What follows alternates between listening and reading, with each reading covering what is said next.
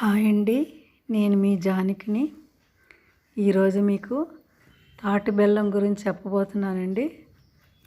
Friends, తాటి బెల్లంలో iron ఎక్కువగా ఉంటుందండి. ఆరోగ్యరీత్యా చాలా మంచిదండి. టేస్ట్ చాలా బాగుంటుంది.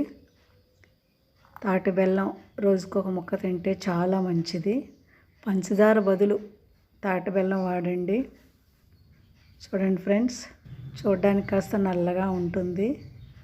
రక్తం బాగా పెరుగుతుందండి తాటి బెల్లం తినడం వల్ల. తాటి చెట్టు నుంచి తయారు చేస్తారు ఫ్రెండ్స్. చూడండి, మనందరం ఆరోగ్యకరమైన ఆహారం తిందాం, ఆరోగ్యాన్ని కాపాడుకుందాం ఫ్రెండ్స్. చూడండి, ఇదివరకు రోజుల్లో బాలింతలకు తాటి బెల్లం పెట్టేవారండి, ఐరన్ బాగా ఉంటుందని. ఓకే అండి, థ్యాంక్ యూ.